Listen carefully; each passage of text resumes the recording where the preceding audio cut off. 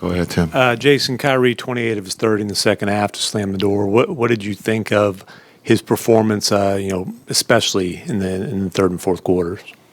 It was Kai-like there in the second half. I thought he was having a really good game. Had some good looks there in the first half that just didn't go down. But I think, like we talked before the game, just his calmness, his energy. He was always positive in the locker room. And then there in the third, he got going. And in the fourth, he kept going. And that's just the leadership and trust that the guys have on the floor with him. But just his calmness, and he took what the defense gave, and he got going and helped us, with that 8-0 run to start the third. And I thought, from that point on, we just went. He's now 13-0 in elimination games. Why do you think he's been able to be so successful in elimination games like this?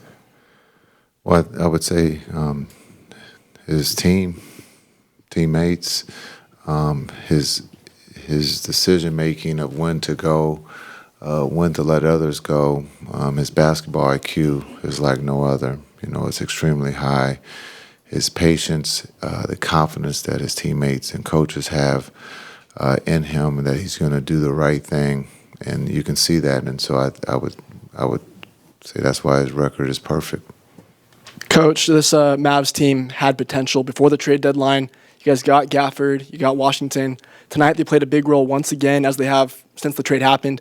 Can you just put into words their impact on this team since the trade deadline?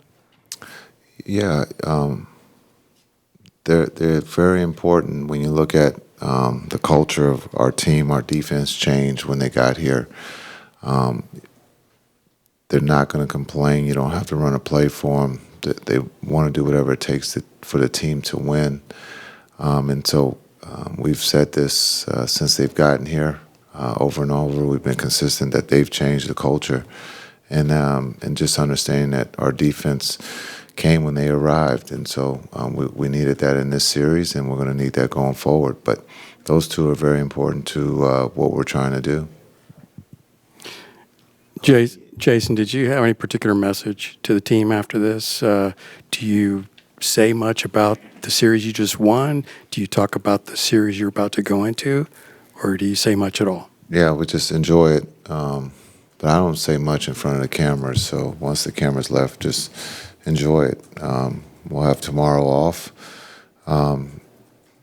Regroup on Sunday, and then focus on Oklahoma City. But they should enjoy it. This is to beat the Clippers is no easy task. It wasn't given; those guys earned it. And so to enjoy it, they have tomorrow off, and then we'll get back to work on Saturday. Or Coach, no, Sunday. I'm sorry, Sunday. I'm sorry, Coach Kidd. Derek Lively has a near double-double this evening. What's just been your observations in his first, his rookie year playoff series? Yeah, I thought he's been incredible.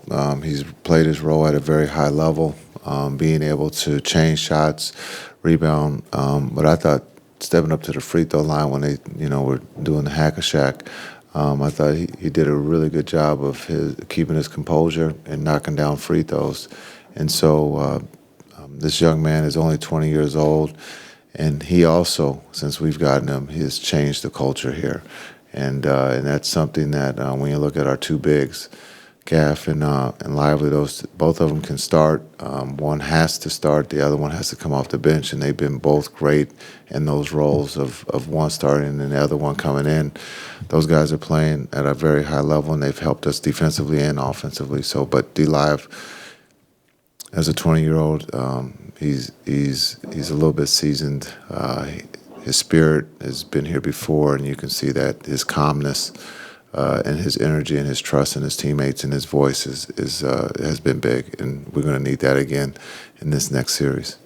Coach Kidd, Josh Green finished with 7 points tonight, grabbed a couple crucial offensive rebounds. How much does Josh's energy truly help y'all? Yeah, it's not about the points. Being able to come up with the 50-50 balls. He gave us second and third opportunities with the offensive rebounds.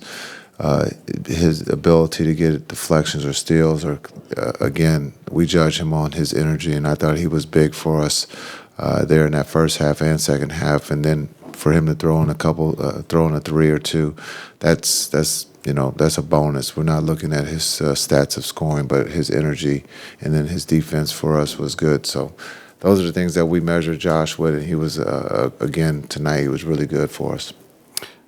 You describe what you guys were able to do on the boards, particularly in the first quarter when you had 10 offensive rebounds. Yeah, I thought, again, the misses, we were able to come up, Gaff, and those guys, D-Live gave us second or third opportunities, and that was something that we wanted to do in this series was try to own the glass if we did miss, and we missed quite a few shots, but those guys helped us get second and third opportunities. I thought D-Live did an incredible job of tipping the balls out and giving us second and third opportunities, and we capitalized on those offensive rebounds. Kaliba's injury was described as a shoulder sprain. He's obviously a big part of what you guys do going forward. What is your concern level, if at all, at this point? Yeah, next man up. Do you have any sense of how long he might be out? I don't.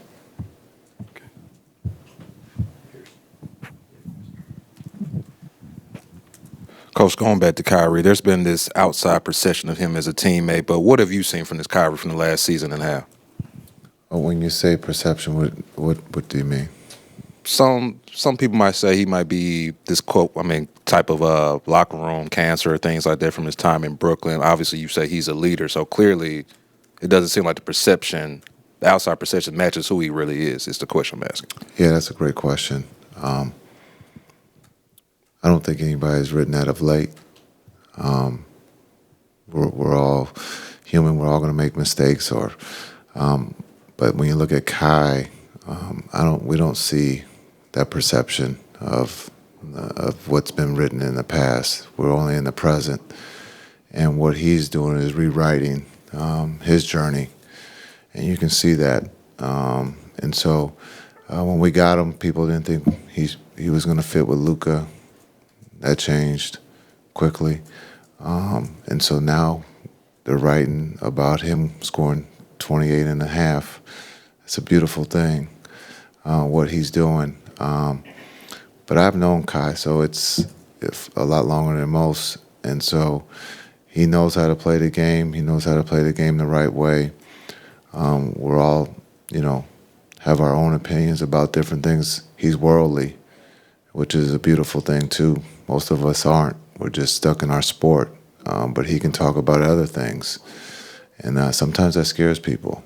But I think what he's done for us, he's a leader, and he's teaching these young men, how to be pros, and that's something that we needed.